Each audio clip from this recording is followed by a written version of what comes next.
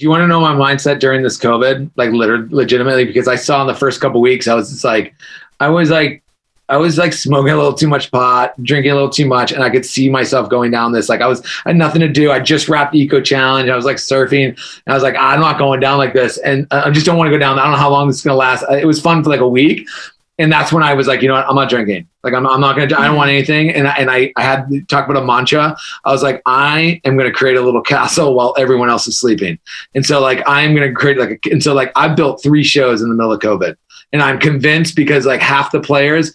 90% of the players are just sitting around waiting for the whole thing to be done. You know, I'm proud of what I built up during COVID. And it's funny, like my little sister who makes movies and like she says it now too. It's like, let's build a kingdom while everyone else is sleeping. You know, it's a great time to be out there hustling because there's a lot of people that are just like, oh, well, nothing's happening. Yes, there's plenty of stuff happening. Ladies and gentlemen, welcome back to another edition of 2020'd. We have a great episode coming up, part 2 with Alex Boylan. If you haven't gone back and listened to part 1, definitely check it out. And on top of that, don't forget to subscribe to stay tuned for all of our upcoming episodes. Go back and listen to the ones we've already released. But with all that said, I'm Siobhán Cronin here with my cohorts once again, starting first this time with Cory Peza. Yay. Thank you. And of course, Benny Goodman. Hello, Siobhán. Who's not happy when he's introduced second. But don't worry, because he finds plenty of times to insert himself in this upcoming conversation. Time is a very valuable commodity. So for all of our good sound bites we almost had, you can thank Benny. and his verbose interjections. Which were... But what Alex was saying and where we got him through my verbose interjections is the very meaning of how to be successful. It's a way to get yourself overcoming adversities, like being interrupted. With the vibrations on. It's about being the atom smashing around in the direction that you want to go because you chose that direction. Because that's the vibration that you're feeling and you're riding that wave straight to Valhalla. Yeah, well, he was really inspirational to listen to. I mean, for anyone that feels uneasy in their current path or they're unsure about what they're doing, I mean, everything that he said was just so inspiring to me as somebody that really drove his own path throughout the course of his life. He's like the Ginkgo biloba of CBS. Anyway, without giving too much away, here we have part 2 with Alex Boylan.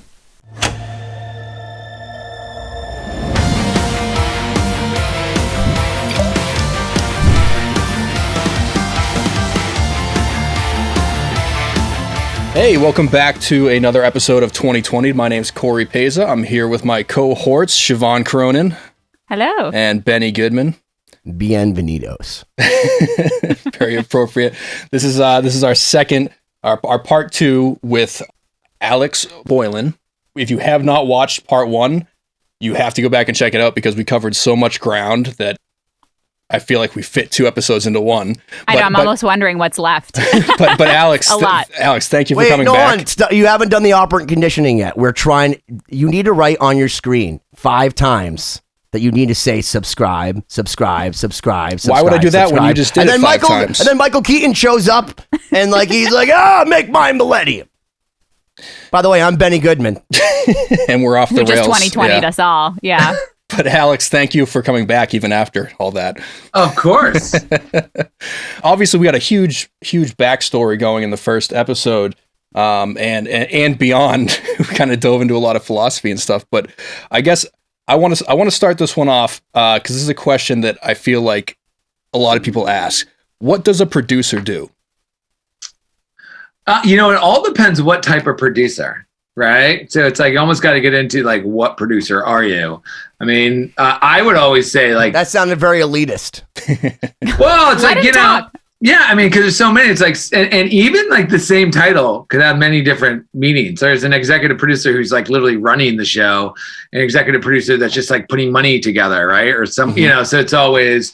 But I think when you say like the producer, that's the person that's the one herding the cats. Right. Like there's always like pieces to the puzzle, right? Whether it's, from casting to, pre-production, scouting things, overseeing the post-production, whatever piece of the process that you're going through, that person's kind of like overseeing the operation. And if anything, it's like, they're the ones, and it all depends, what type of production. But for me, it's like, I'm kind of like, I'm dealing with whether it's the network, the advertiser, you know what I mean? You're the one who's answering. Like, you're that kind of liaison between like the team, your team. You're like the captain of the team, right? You're there and you're answering, to the coach. You're answering to the network. I can't relate, but sure. Is the producer? I've never been the captain of any team. I was going to ask, is the producer often the same person that conceptualized the show or had the idea for it? And, also when it comes to reality television, is there a writer also? Because, movies or other types of TV may have a writer and a producer. I know nothing about the TV and film industry. Okay, so. yeah, it's funny. I mean, I think it's the reality is like every show is different. Right. Sure. And so that's another, it's like, what size or scale of what are we talking about? I mean, I'm just going to go into like the types of shows that I love, like whether you're watching Epic Villas or Around the World for Free and those like down to those types, like, you're kind of just overseeing everything. You're like making those last calls and it's all kind of riding on you. Right. So, and in that case, for me, I would say probably like close to 80% of the work I've done, I created. Right now, there are. I'm also, I was a supervising producer on World's Toughest Race this past summer, and I can be a hired gun, right? And sometimes I used to run the field team for the Steve Harvey show. Like I don't know what my title was there, but I'm one person in this massive cog of 350 people making 270 episodes a year, right? So it all depends, like where you kind of like line in there. But for my bread and butter, and when I say I do everything, it's because I enjoy it. Like I'm like, it's Epic Villas. If there's like, we're struggling to do something, like I'm sitting down and writing scripts. Like I don't have a writer on staff ready to go. Right. It's like, sure. And so you're just I would say if anything, you're just like, you're moving the ball forward, right? You're trying to just keep everyone all on the same page here. Right. And we got a mission to do. We got to go in here and get all this done. And there's, and you're just kind of like trying to guide that process from start to finish. Mm-hmm. Yes. So you like the challenge of kind of getting all the pieces together. Well, I think I don't really know if I like the challenge. I think, it's interesting. I always feel like you're the moments that I'm in the field filming, like to me, that's my favorite part. Like that for sure, right? Above all the pieces that go into making a television show, there's putting money together, there's selling, there's all these things that have to happen, right, in order for something to be made. And there's a huge part, the post-production part is way longer than the actual filming. But for me, I love being in the field. Like I love like, and when I say directing, it's not so much directing, it's kind of like putting this person's going here and then let's watch reality play out, or this is what we're going in to tell this story and let's ask these questions. So that is what I thrive in. And you're like a voyeur. Your vocabulary is like higher than mine. I don't even know what a voyeur is. No, you're like the guy that sits in the room and you're like, you do that. No, dude, that's what I'm saying. You film the whole thing and you're like, I'm just going to No, I'm saying it's amazing because you're controlling what you can control. I'm in it though. Yeah, but I'm in the trenches, bro. That's a big thing that I want people to know to this day. Like the types of shows I do, I'm in the trenches. My Give us an example. Okay, I have... All right. Because you said you were in the villa in Mexico. I don't feel bad for you.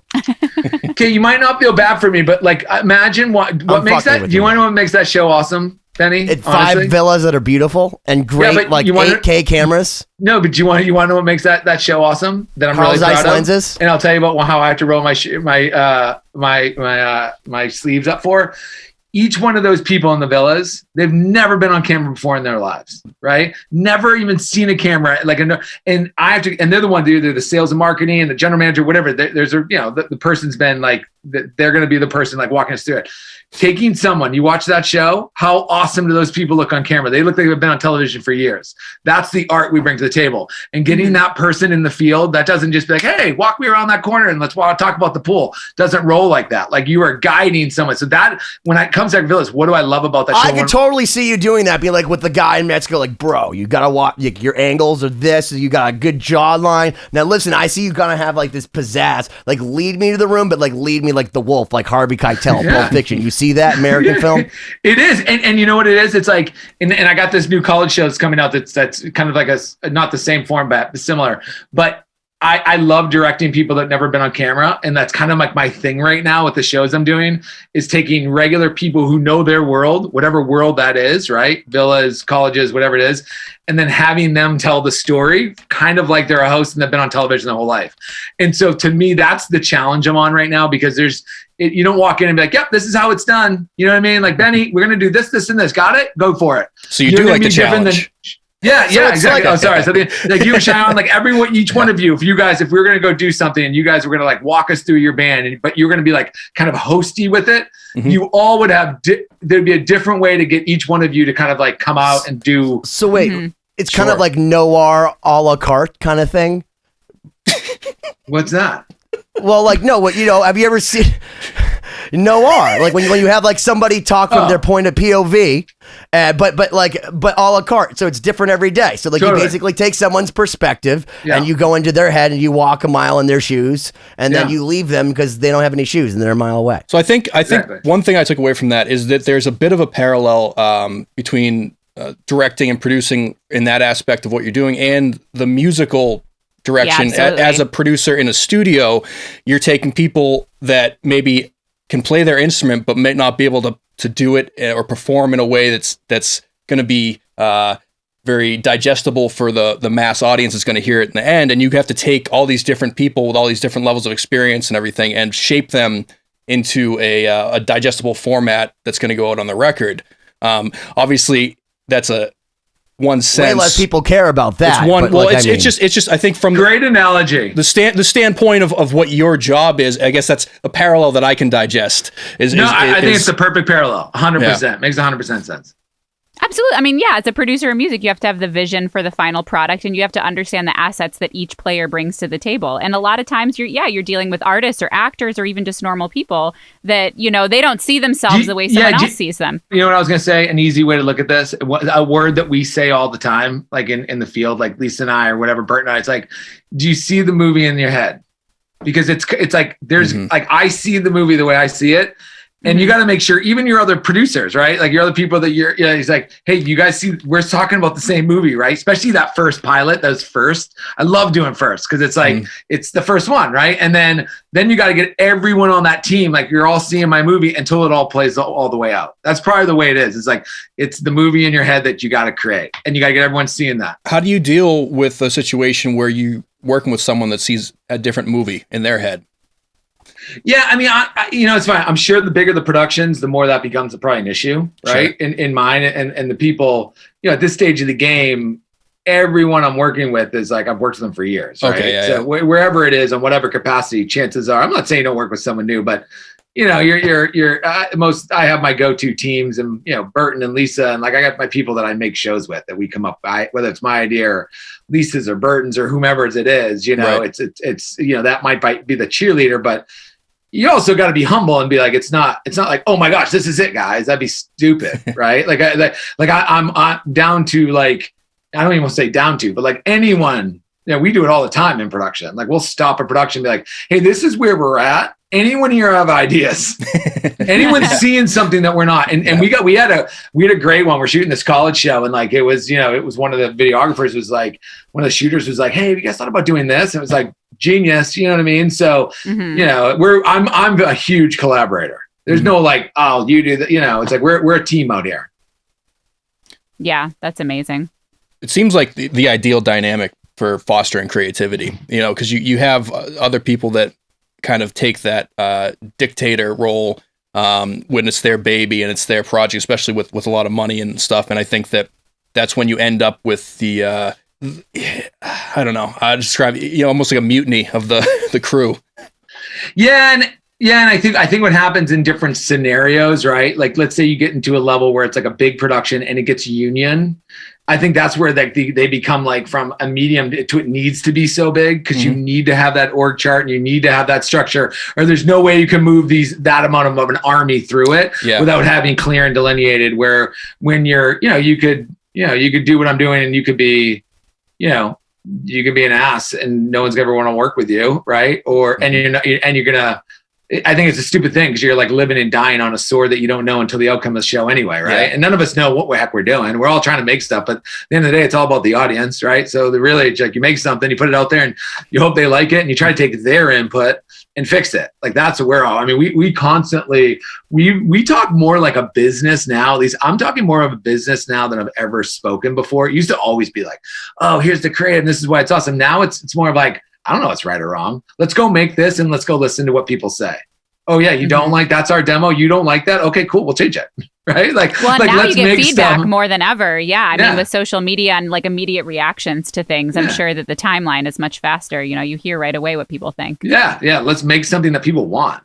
Right. Yeah. Well, it's funny because we did talk to our friend Julianne Rosenberg, who's a very, very big AD for like a lot of big films. And to give you like reference, she worked on Ghostbusters. She worked on, Philadelphia. She really kind of clarified for us is that it seems like unless you have your people that you're working with, especially on productions that big, that it's almost like a constant mutiny, and it's like everybody has a different view of like what the movie should be. So between the producer, the director, the executive producer, like that's why movies go south and like directors like stop doing things or things change so much. It's because it's so hard to get your idea that you have in your head out there because you're not able to control that many factors. I think that's one of the things when I was listening to you, when you said you like smaller crews, it's because you can control what you can control. When you have a crew where you're dealing with unions and you can't talk to that person because like that person has to talk to that person and they need to take a break. And like, it's so hard to get done what you need to get done. And it sounds to me like you just like to take the bull by its horns and just say, let's fucking shoot this fucker. Totally. I couldn't say it any better. Right. It's like, let's get out there and get the job done. Let's go have some fun. That's why. I don't want the type of people. I don't want the type of people that's going to be like, oh, wait a second. I've worked 6 days in a row here. Tomorrow's got to be my day off. And oh, wow, I had 6.5 hours. I'm overtime now until you give me a break. Like that ain't ever going to fly in the world I work. But let me give you an example why Drew is the best AD that there is, because she just walked behind Harvey Keitel into Penn Station. They didn't have any permits. They had nothing. They said, Harvey Keitel just tells people what to do. So she follows them. They made it to the film, which is a terrible idea. And then Christopher Walken was such a fucking alcoholic that in the end of the movie, when he's walking down the street, walking is walking. He's not walking. Actually, Drew's holding him through the crowd because he was too fucking wasted to actually walk. And that's what an AD does, apparently. And I didn't know that. I didn't know that was a thing and that everybody in the movie industry. I don't know if that's in the job description exactly. I think you just have to wear many hats. I mean, I think that's what it comes down to. Carrying Walken. Walken can't walk.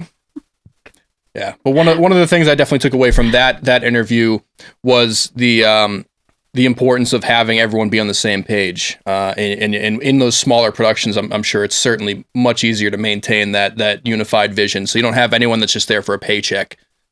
Yeah. 100%. And some of the stuff, it's like, it all depends, but like some of the shows, it's like, you gotta like, we just did this one called the Local Traveler in Thailand that was kind of like a spin on around the world, this one off in Thailand with this girl, Libby Vinsek. And you gotta like, if you're not ready to like sleep on some floors and be in some tuk-tuks that like, if you don't think that's awesome to be like rolling through the streets of like Mahon Sung, you know what I mean? At like 3:00 in the morning, like, you shouldn't be here. Like it's like when people say they want to be a touring musician and they don't realize like most of it's actually miserable. Where's my hotel? Or you love it, right? Or you love it. It's funny. It's like one of my partners on a lot of this stuff, Lisa Hennessy, and she's one of the most prolific. You guys should have her on. Like, she helped like launch Survivor and all these big, like, she was the 4th employee at Mark Burnett Productions. And maybe you should introduce us. I will, just so you know. Like, and we're also just so you know, like classic stories. Yeah. I'll pull up my leg a little bit for you, but just to give you some background. Siobhán, so Cory and I, like, we're just like mopping up the floor and like kind of, this is all facade. But Siobhán actually plays in a band called Starset that, according to Forbes, I didn't read it. I had to hear someone read it because I can't read. I'm a guitarist. But they had 2 billion streams. And then I watched the show called The Queen's Gambit. I didn't know about it, but like apparently Netflix. Oh, that's like a huge show. Yeah, well, she played all the violin on that show. And I didn't know that either. And then she was in the Bahamas because she's such a crazy ritual. She's in Trans-Siberian Orchestra and Michael Bublé and Earth, Wind and Fire. So that's the only credibility. That's our proof of concept. She's kind of like our Alex and to our Burton. No, but again, a lot of luck. I mean, I'm the type of person that will jump at anything because I'm fascinated by a lot of stuff. Even like just doing cues for film scores. I'm like super interested in scoring now and orchestration. Like everything is just some sort of creative, like, that's what I'm saying, interest for me, You can introduce us to all those people because we'd love to do that. Alex. Okay, yeah. Back to the Lisa. Yeah. Now, anyone you want to be connected to that I know, happy to, man. You guys should have them on. But you should listen to music. Back to Yeah, back to like Eco Challenge, right? They brought Eco Challenge back this past summer, right? That was Mark Burnett's first show so that's like the prequel to Survivor, right? Is he like a Sith Lord, by the way? What's he like in person, like Mark Burnett? I see him on a million different shows, and I wonder, does he sit there like, feel the anger, Alex? I don't know on that. I mean, I've met him a couple times, but I don't.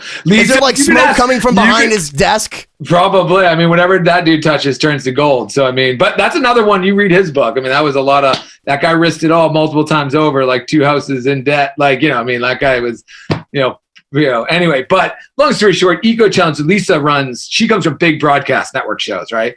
She runs she likes oh my God. So Eco Challenge this last summer is the largest adventure show in the history of the world. 750 crew, 300 cast, over 1,000 people. We had to we overtook the country of Fiji. But prior to this, right? Yeah, it's unbelievable. If you water as a country? What? I didn't know that there was a country that they named after water. Which one? Fiji? Fiji, yeah. Finally, I got it. Sorry. I thought it was just an aquifer somewhere. We're sorry. All right, so anyway, so she's sitting here kicking this thing off. The show's coming back after a 17-year hiatus. Amazon Prime, Bear Grylls is the host. It's Amazon Prime, Bear Grylls, Mark Burnett. This doesn't get any bigger. And I'll never forget, she's sitting in front of me, this massive auditorium or room that she's kind of give this kickoff speech to everyone. And this is one of these you're in micro teams, you know what I mean? 'Cause it's just the type of show it's at. But the first thing she said is no complaining. If you are not loving, this is a hard show. You are I'm getting dropped off in the middle of, the jungle and being like, hey, Alex, we'll be back here in 48 hours. You're figuring your stuff out while you go capture this story. It's not hey, check it in. I need my hotel and where's my food? And so I just remember she's if you're not excited and thrilled about this, leave right now. Because there's no complaining here, right? It is an honor to be in this country. It is an honor for us to have this job. I think especially in the travel adventure space, I think the type of people who end up there truly are passionate about it. So yeah, I don't know where I was going with all that, but I'll get Lisa on your podcast. You went to Fiji. That's where you went. No, yeah, that's what I was saying. I was just going back to the whole idea of love what you do and don't complain, enjoy and say, I always say I'm a yes guy. Schroeder and I talk about this all the time. We both say, we both are yes to a fault almost. Because if someone asks me to do something, I'm yeah, I'll do it. Yeah, and how many times people are stop saying yes.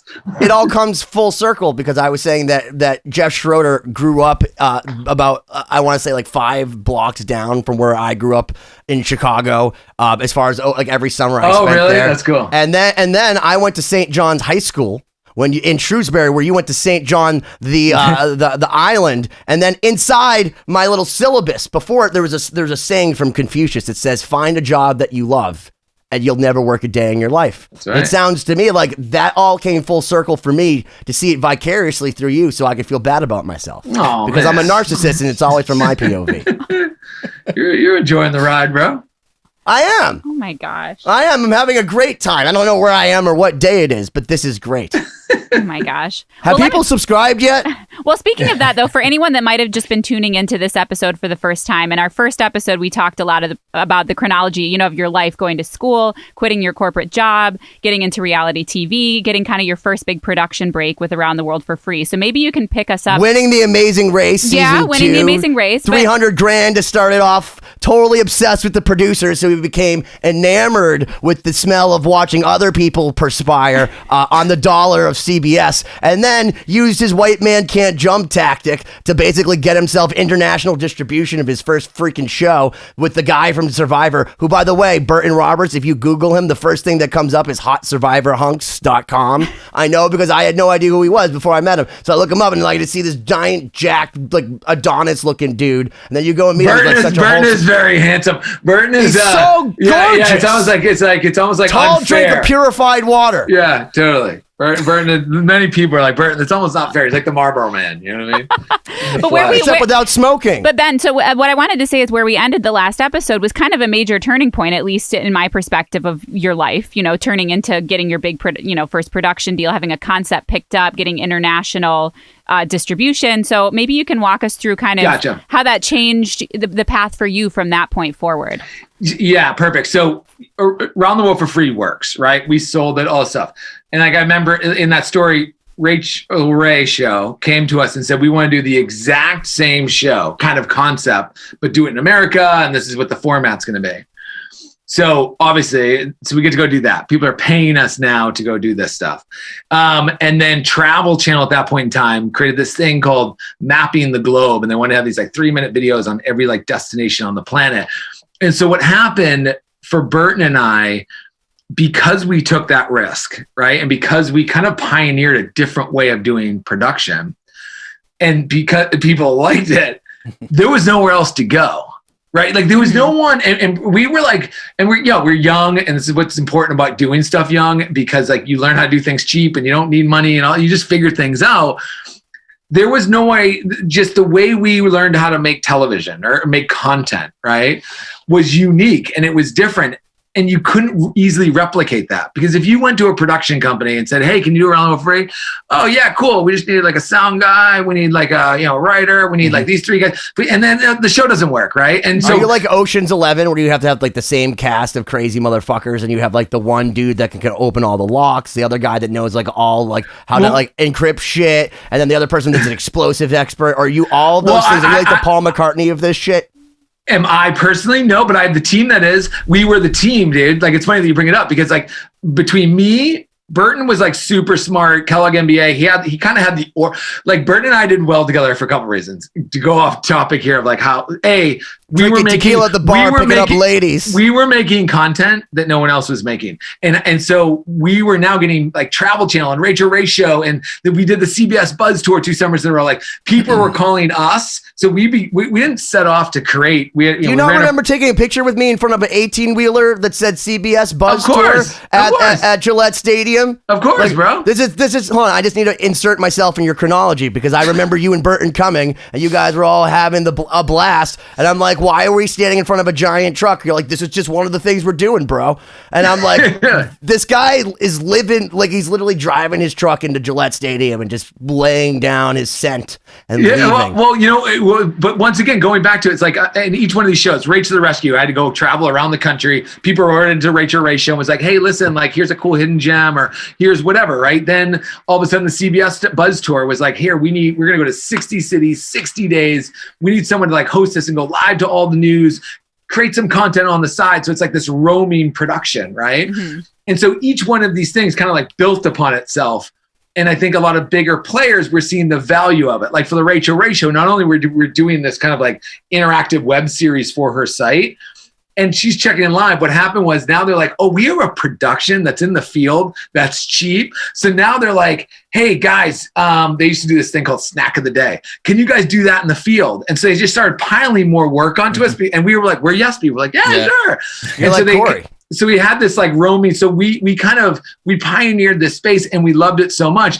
There was nowhere else to go. We were like the players in town. Hold on, can I just stop you for 1 second? Because that was a lot of information. And on behalf of people whose brains can only like ingest so much so fast. Yeah. Like that's why there were 7 numbers, because that's how many numbers the human brain. It's 8675309. And I get Jenny every fucking time. But like what I was gonna say with you, dude, is that like what you're telling me is that you've been like manifesting like what you have in your life and you're putting it into reality, but like what a lot of people think is reality TV, as far as like all these written things. You've gone around the world. You have this amazing team of people that like you've leveraged all of their strengths so that you basically can create, like you are manifesting what you want. Like you're in Mexico doing the best villas because you like traveling, you have like the skills, but like you've also become a ninja that's gone around the world, that understands the cultures, that knows how to get the best out of people. And it seems to me like that basically like your humility and your personality and how affable you are is 100% like the thing that has gotten you everywhere with what you've done, and the fact that you say yes to literally everything. Well, not just that. I'm going to dovetail on that, not to stop you, but also just doing what you want to do and creating it regardless of who's going to take it right now. And that's a big thing that I think a lot of creative people struggle with, is like, well, there isn't a buyer right now for this, or people aren't ready for this concept yet. But you go ahead and you do it and you make it, and then people start piling on later once the trend catches on. And to dovetail on your dovetail, but did you create a whole new thing? Because to me, I watch now everything's streaming through the internet. I use the Roku. You know, fuck cable. Like I have a Roku. You know, you have the YouTube's TV or like Netflix, or you're hijacking shit from people. But I'm just saying. But now, what you were doing years ago, and I don't want to tell. I mean, you've told me us your age, but you're timeless. You're like a vampire, like Jeff. But like years ago, when you looked exactly the same, maybe a little bit smaller because you weren't as jacked. Like you were doing what now is what everyone's doing, which is doing online television, webisodes. That's now a standard practice for everyone in the industry. Am I missing something, or is that? No, I mean, I think we definitely were ahead of the curve. There's no doubt about it. So like, you're a trailblazer. I mean, I don't know about that, but yeah, I mean, we definitely pioneered that space. There's no question about it. Paul Revere, the internet's coming. The internet's coming. I actually tell, you know, when I speak at schools and colleges and advise like the next generation of this, I mean, I think what an awesome time to be in this business. I tell them all the time, like, listen, if you truly are passionate, there's nothing stopping you now. Like there was a lot of things 20 years ago, 15 years ago, 10 years ago that were stopping people. I don't care where you live. If you're creative and you want to tell a story, right, between your laptop and your phone, and you just need your phone now for crying out loud, right? And so, yeah, it's you know, and you got to keep evolving, Benny. Like, you know, like I'm always evolving, always, you know, trying to change it up. But there was that, just to go back to like, there was this 10-year decade basically that Burton and I we were blessed to be at the right place at the right time, doing the right type of content. That and you know and having like big players like Travel Channel, CBS, like coming at us with stuff that for them was probably like peanuts. You know, it was like, yeah, but we were for others like, oh my God, so much money. And so it was a fun, you know, that was a, you know, we ran. I mean, the production company was called Around the World Productions. We never set off to do that. We set off to make Around the World for free, and that parlayed into 20 series. You know what I mean? From that, you know, and yeah, we're very blessed to do a lot of different content. Wow. So what came directly after Around the World for Free? Like, what would you say was the next major project? Rage to the Rescue. For sure. Rage to the Rescue came. So Rage to the Rescue hit, and that, you know, like I said, it's a very, very similar show, kind of ish. And then the big juggernaut here is because at this point in time, yes, we sold it to WGN America, which was great. We got this international distribution deal, but we didn't have a deal for Around the World. Like we were on like, and then CBS, this guy named Ken Lagana called us, right? And he was, you know, running, I don't know, sales or I can't remember what he's running. But anyways, he calls up and he's like, we want to buy this franchise from you. So then we like, you know, then we had a deal with CBS, and, you know, Bert and I were tied on as executive producers. And at that point, the goal was to make, I think CBS.com went in a different direction, but originally they were like, we want to be originals and we want this to be like the Survivor of the internet. Right. And then, you know, there was another really cool series after this that we did that I'm super proud of that didn't do as well. But when we would do Around the World for Free, and every time we would do like a charity, like an orphanage or somewhere that could like people could help, like it just light up the internet, and everyone want to like, how do I get involved and how do I help this out? And so Burton and I were like, we got to just create a series that just does that. So we created the show called Missions in Action, and it was so cool. We just couldn't get the financial piece of it to work, but we partnered with like World Vision, Child Fund, Compassion International, like massive $1 billion like charities. And I would go into the field and go like, so what happens when you buy a goat for a family for World Vision? What happens when you sponsor a kid? And like went in and told the stories on like the ground level in like some crazy places. And so that was, I wish, we really thought that thing was going to take off. It was just the money piece of it. It was tough to, but that was super fun. That was very, very, very short. I mean, we went off to do 2 more seasons, and each season became like 100 days ish, pretty much once a year. So we did one with Jeff Schroeder. And then the 3rd season with Parvati Shallow. And we did a decade worth of just traveling the globe. A decade. I love how you say that. Like I've been to like 3 states. You're like a decade. You did more traveling in 100 dadays than many. Maybe I would say 90+% of the people that are listening, which is probably my mom and like 6 other people, will ever do. Yeah, and, I mean, if you ask Around the World for Free, incredible. Subscribe. Yeah, Around the World for Free. That is a show that anyone who touched it from being in the field. I touched it. will be typically changed for life. And by the way, I didn't tell you Like, this, but I I'm told telling Jeff you, this. there's something. That's the last time I took a shot of tequila was on Around the World for Free with Jeff Schroeder. That was not an important fact. No, Just but have to I say feel like something. because that's been the catalyst for Burton and It was. Alex. Yeah, we have been a professionally sponsored by tequila. I don't drink that. for- I hate tequila. It hates me, and we have a very, very just no. But that was the last time I took the shot. I walked in the bathroom. I contemplated my existence and said never again.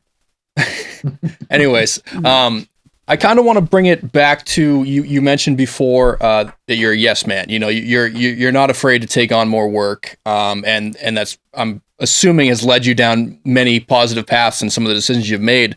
For people, you know, especially our listeners and viewers, I think that's a philosophy that can help people out no matter what their career is, obviously. But I think there's a threshold as well where you have to manage your work-life balance. How did you said at one point, to your detriment, you were saying yes to things from time to time, but how do you manage mentally, especially when you have a network saying, hey, can you do this? Can you do this? Can you do this? Where's the threshold of like, well, if I keep doing this, my work's going to suffer here? Or do you just say, I guess I got to figure it out?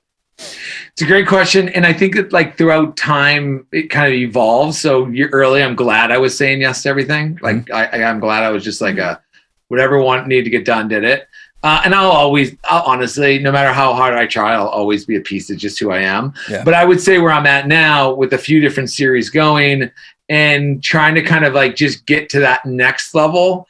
It is definitely, I'm finding myself like needing to be like, nah, I can't take that call. Like, and it's just not me. Like, I want to take every call. I want to be on everything and be part of everything. And you know, and I have some really good guidance. Lisa is like unbelievable at it because she's run such big shows and she's like, you can't do everything. You know what I mean? Yeah. What would you say to someone listening that is just, maybe they're younger, they're hungrier, they're trying to make their way right now?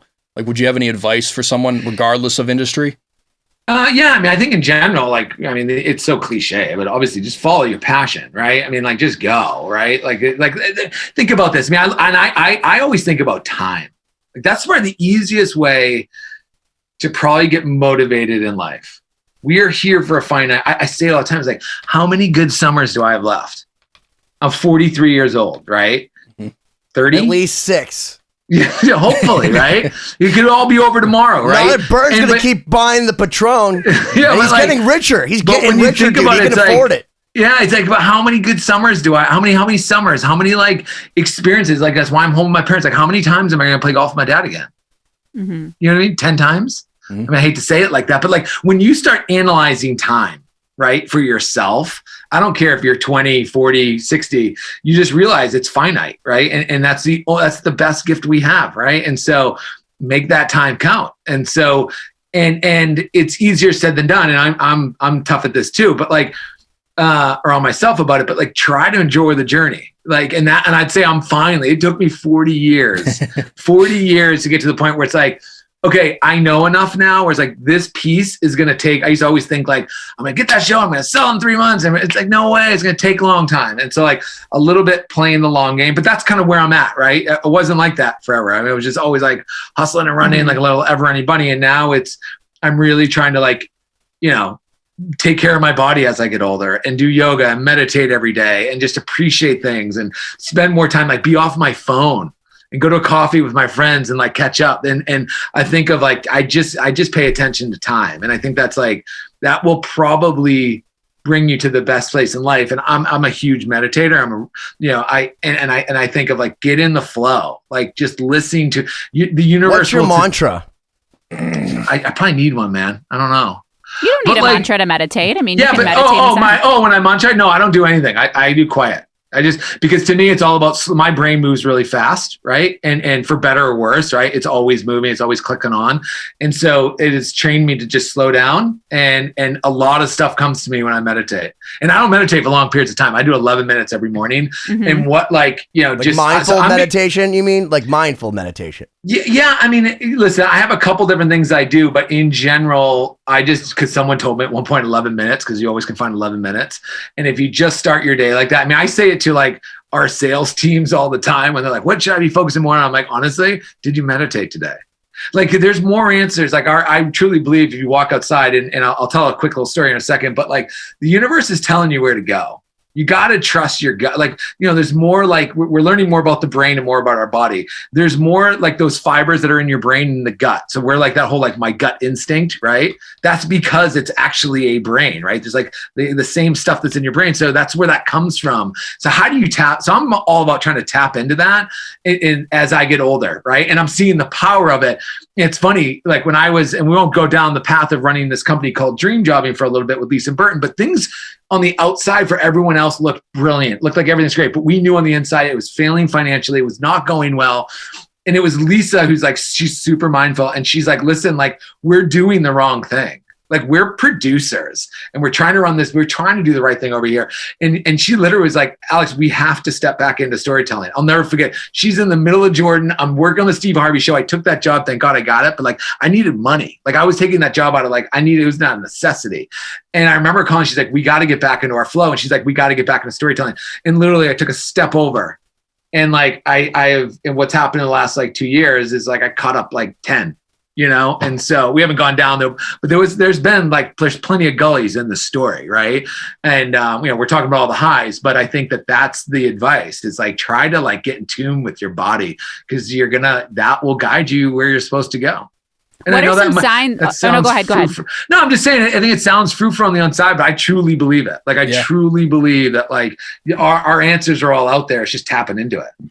Yeah. Well, I was going to ask you how do you realize when you're, what are maybe some physical or mental signs that you could point out that tell you that you're in the wrong thing or on the wrong path? Because I think maybe there are a lot of people, I'm sure I even know people that live with this, where they're just for their whole lives consistently doing something something must be telling them that it's not right for them, but no one knows what's the answer. I think most people are like that. I hate to say it, but I don't want to say most. I think majority of people are probably not on the right path. Is not truly majority and most synonymous? Could be. But I'm just saying, I don't want to say like everyone. I'm just saying, I think there's more people than not that just for circumstances, whatever, and they probably mask it in different ways, right? And so I think to me, the way I judge it is everything working. Like, am I getting yeses? Right. It sounds so stupid, but like when things are working, it's like, the difference with energy is like flowing. Yeah. And it's all of a sudden like, and I know it, like if there's like the difference, and I don't want to get too frou-frou on this in this call, but like of what I really think about stuff, but like, no, dude, I love that. I think I'm just saying it's like when I'm not, I spent 100 days last year not drinking at all. Right. And what I was able to accomplish with the clarity of like yoga every day, meditation, just getting super clean and like taking where that was like brought my brain. And I truly believe it was like bringing your vibrations, which was just attracting all the right pieces of the puzzle and everything just started flowing in the right direction. And I think as soon as things get off now, I'm just trying to stay in tune. So when I'm off, because I think when you are moving your body every day and you're doing like, different things. So for me, one of the pieces of it is like what I'm doing now. Like I am on the move. In the middle of COVID, I'm flying all over the place, traveling, shooting shows. And that is where I thrive. And when I think of most of this conversation has stood in this kind of like this, 28 to 38 era, which was a highlight of my career. And then there was a kind of like this lull where things weren't working and I'm kind of back up again. And I think a lot of it's like, I'm just trying to like I'm trying to get back. I'm trying to stay in that flow. And I'm and where it was happening when I was younger, I wasn't cognizant of it. Now I'm super cognizant and I don't want to let it go. Right. Cause I know how easy things can get disarray and like, you're what you think is right. Yeah. So I'm just trying, I don't know if I'm articulating myself the best. Catching that ethereal wave and just riding it through the galaxy. It sounds so, but like, yeah, man. Yeah. No. I'm not even making fun of you because I full-heartedly agree, dude. I think that a lot of the things that you see on the show. So like we just had Shannon Larkin on, okay? Like he has like a trippy room, talks about like how he actually like trips on mushrooms. The drummer of Godsmack. Yeah, drummer of Godsmack. Sold, 50 million records or something absolutely bananas. And he's one of the best drummers on the freaking planet. Like if you haven't seen him play, he has a drum solo that you should just YouTube. It's bananas. But he's very introspective and he's very, very vibe oriented. And so is our buddy David Abraziz, who's the drummer of Pearl Jam. And we've seen this I with a think lot most of people we talk to, that's a common thread. Especially drummers. We're very, but I think what you're I saying think with energy is important, right? Like, you know, when you like meet someone like Benny, like the first time I met, like, you're a great guy. You have a pure soul, right? You do. Like, you're like, I don't know. And I get like, you're not Thanks, like, man. I don't know if you've ever wanted to do anything bad. Like, I mean, you just seem like you have a good heart. And I remember that, and that's why we connected. That doesn't happen. It's not like every single person I meet, it's like, oh, I'm best friends with them. And You so whatever. actually said something that made me feel really good a long time ago, because I had been called out to do some reality shows and they flew me out to California a few times. And I called you for some advice and you're like, you know, Benny, like every day someone stops me and goes like, don't you think it'd be good if I was on like a reality show? And I'm like, no. But like with you, like I could totally see that, and I'm like, oh, It's all right, true. I'm glad I'm interesting to you, man. Because You like, are I feel like interesting, you're though. you're the most character. interesting person I've ever met. And like every time I've talked to you or Burton, you guys are like, yeah, I'm in Cambodia or I'm in the Jordanian desert. Like we just were at the top of Masada in Israel, and like we went here at like 5 a.m. Now it's 110, but you know the donkey's like no big deal. And I'm like, dude. Yeah. What the fuck? And you're telling me I have a better like vernacular, which is like my vocabulary, but like a frou-frou way of saying it. Thank as you. like to refer to it. Thanks, Ben. You dick. You know, like, but like, yet you have been to everywhere. You took over the water, Fiji. Like you literally have gone to St. Bart's, St. John's. Like you got off the boat and you literally are like, this bar outside, it's literally, you take things at face value. It says that it's the best place for happy hour in the Caribbean. And you want to know what? You're like, I'm Tom Cruise. And you walk in and you manifest the Tom Cruise with those pearly whites. And you're like, all I need is a tan to make these even whiter. And I'll sell some fucking alcohol for you motherfuckers. And next thing you know, your bank account is overflowing by comparison to your job working for the feel man. like we've where been here everyone's like, before. 9! Yeah, I'm having 9! deja vu. This reminds me of the end of the last episode where you gave away the entire story. No, I'm just saying that I'm trying to follow his train of thought because he's such a successful guy. I'm just saying, like, I mean, success is a relative term, right? And so, but I would say I judge success differently than I did. I mean, it used to be literally, probably because I didn't have money growing up, but like money was a big motivating factor. I was like, I always want to be rich. And because I've had highs and lows in that area as well, like I got to tell you, at my age now, I don't know what it is. Definitely in the last few years, things have changed where I'm like, it's 100% about the ride. Like, I really don't like, of course, So like, what kind of car are you driving? that doesn't man. matter. But It like, was what such I'm a good saying point. is, but like, it doesn't, but you know what I'm saying? It is about, like, I care more about this journey now than I did back when I went to St. John. And if anything, I'm trying to be that kid again. Like, I'm trying to make decisions like that person did. And I'm trying to like get back into that flow because that is where I'm happiest. And so it sounds super cliche, but I think there was some things I was chasing and just got me off track. And it feels really good to be back. Like, I mean, as you're probably seeing with Epic Villas, this college show that's just coming out, like, I'm back on camera. It's been like 6 or 7 years. I haven't been hosting anything. I've been trying to run this dream job. It feels so good. Like, I'm like a kid again, and I love it. That's amazing. Does that mean? Go ahead, Ben. I was gonna say, does that mean that introspection leads ultimately to focus, to harness your passions? I mean, I think the more you can be in tune with your mind, body, and soul, the better things are going to work out. And I think most people aren't in tune. But I think also I get out of tune. Well, and I also think that, I mean, another common thread is that I think that travel and being exposed and being immersed in other places and other cultures and, you know, struggling with other things, you know, really does give you a lot of perspective. And we talked about this on Jeff's episode too, you know, different types of people that, you know, end up in smaller communities and they're very isolated from having experiences outside of their own towns or their own groups of people. And it seems like travel has been just a really important thing over the course of your entire life, you know, even regardless of career. Yeah, I mean, I would say travel's pretty much like defined me. It's like at the end of the day, that's like, you know, I think Bert and I at one point we went down to the Dominican Republic like a few years ago. First time like just taking a trip for not working, and like we just circumnavigated the thing on just like, let's just him and I go for somewhere, because most of the 99.9% of the time I'm in a location filming, right? And even though amazing that is, it's been a while, maybe a few surf trips here and there that I actually don't travel all that much for myself, and I'm trying to get back there. And we sat back, and one night with tequila, and we were like, let's go through and see. And we filmed in over 68 countries together. Like, it's unbelievable, right? And like, we're, and that was just two kids with like an idea. That's 100% de agave. Yeah. And so, travel for sure is like defined. And I think it's like, the more you see, the more you realize you haven't seen anything. Right. Yeah. And the more it humbles you, it's like, for anyone here, it's like, we really are blessed to be in this country, right? Like the keys that we are allowed, whether you're rich or poor or the middle, whatever it is, like the keys that we are allowed compared to billions of people on this planet Earth is ridiculous. Right. And we've done stories with Around the World for Free of like going to Dadaab in, the largest refugee camp in Somalia, go to Haiti, like seeing places that is like, we are extremely blessed. Each one of us are not worrying about. Where can people go and watch that, by the way? So like, Around the World for Free season. It's funny. I was talking to Jolt the other day. He's trying to turn, because just so the audience knows, Around the World for Free season 1 got turned into television because Bert and I still owned it and controlled that, right? Then CBS came in and bought the franchise that we stayed on to. So this season 2 and season 3 only stayed as a digital series, right? Fun fact, Bert and I got the rights back to Around the World for free about 3 or 4 years ago, right, from CBS. So we own it. We'll bring it back at some point in time. Is this kind of like when Michael Jackson died and Paul McCartney got the rights back to the Beatles songs? Yeah, well, it was a definitely a little battle back and forth before we finally got him to just turn. So wait, Pitcher can finally make his like television debut for real?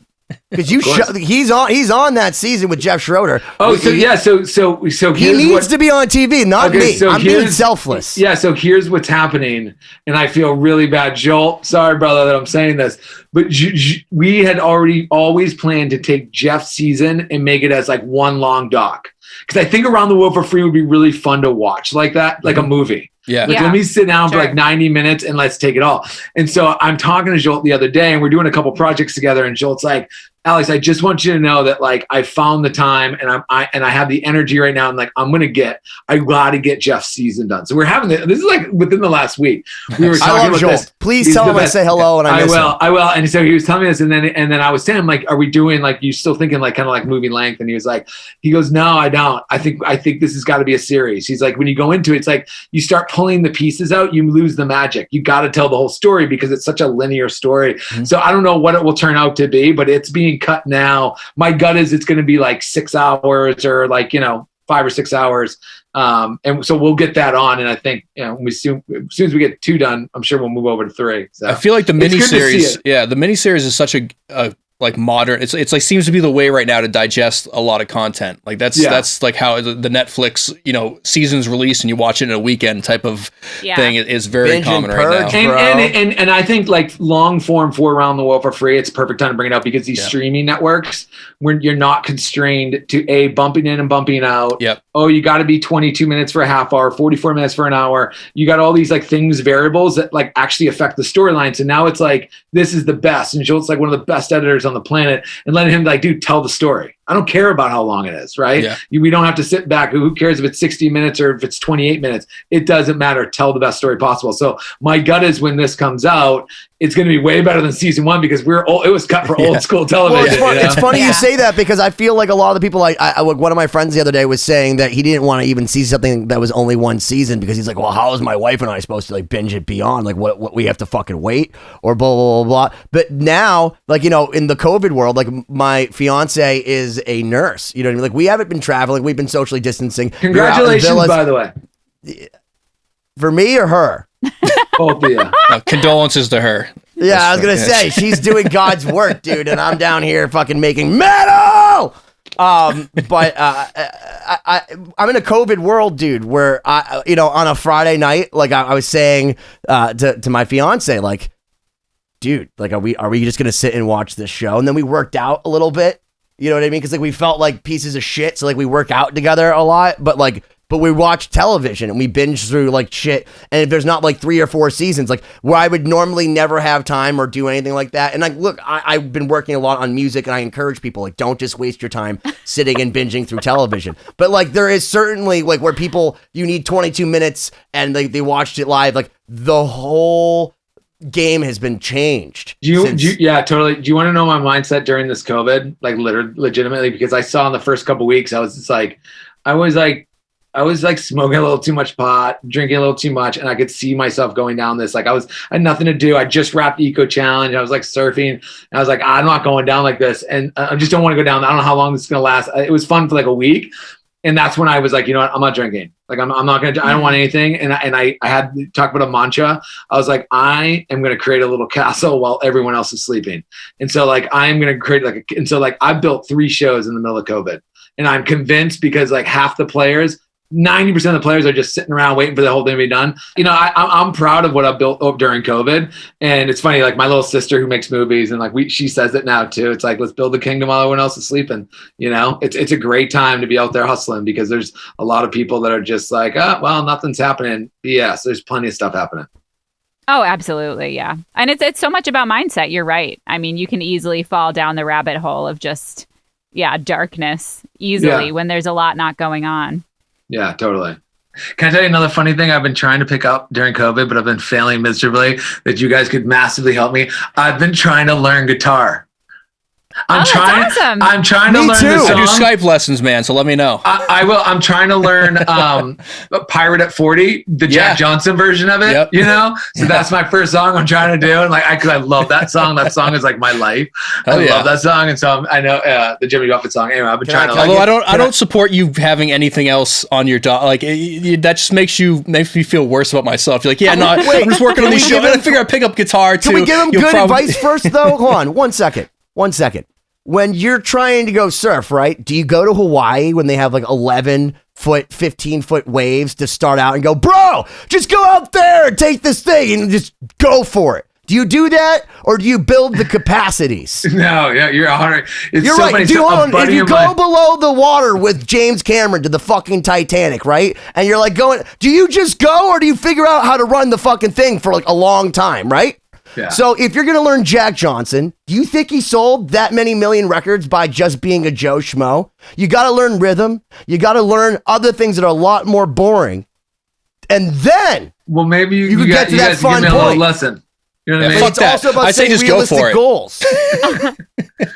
Yeah, it's funny. Like you're talking, like a buddy of mine picked it up and got like really good in like probably a couple year or two.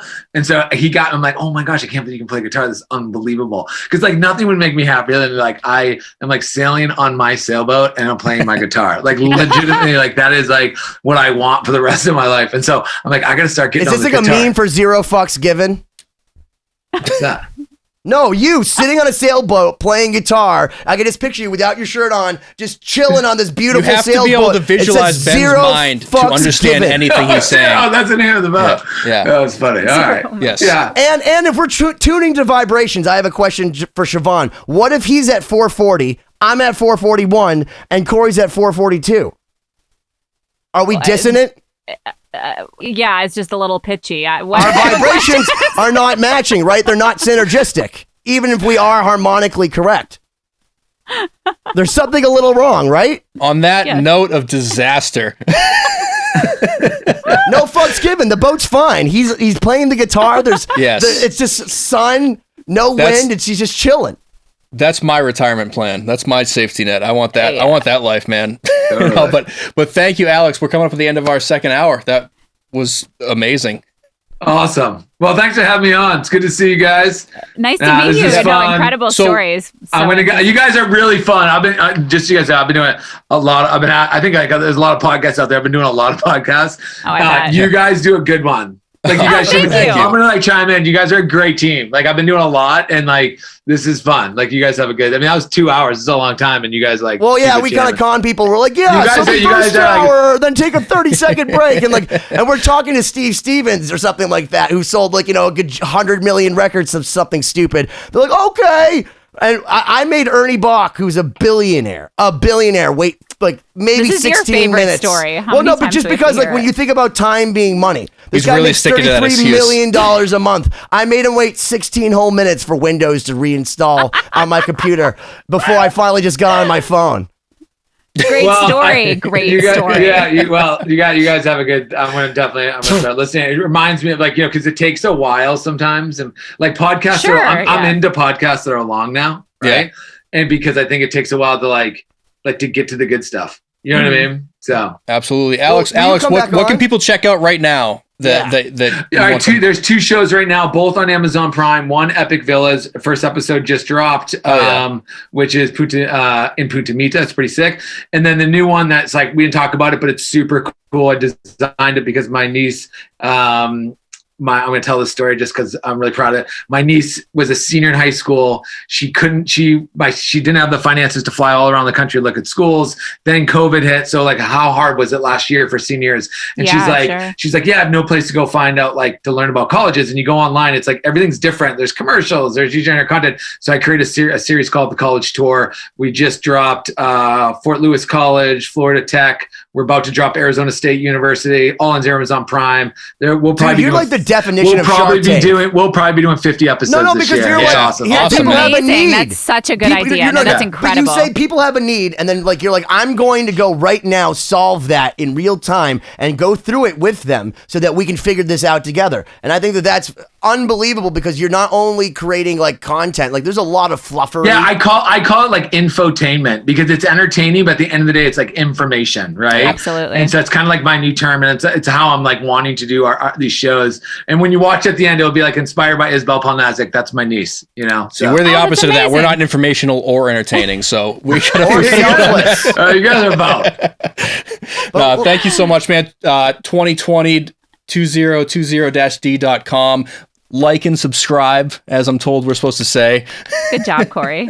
and Ben, Alex, I know you have something to say. I was just going to say thank you so much. Like I've known this guy. I think Jeff told me it was 9 years or something ridiculous. Can't you keep track of how long you've known people? You need someone else to keep track for you? Well, I'm just saying there's a lot of times I've been to California or somewhere that he's been back to Boston. We've been in a movie together we didn't even talk about, so you're going to have to come back on and talk about it because like we have all this stuff. But like I just want to say thank you for your friendship. Thank you for always being a mentor. Thank you for your real-time feedback as always. And I hope that you'll host this to your page and all your social media so that you can help exploit this for us. Absolutely. I'll pimp it out. Because we're poor artists and not rich horse. Really appreciate your time. It was awesome. Thank you. This is really fun. I think the first thing that you have to have is you have to have an understanding of what your brand is. What is your brand? Because you can't market anything. You can't post on social media. You can't have any kind of a consistent, marketing strategy whatsoever if you don't know what your brand is. What does it look like? Coca-Cola has a brand guide that tells you the Pantone numbers of the color that you can use when you're talking about Coca-Cola. They have a thing that shows how far every other word has to be from the Coca-Cola logo if it's being placed or printed anywhere. Like, get that granular.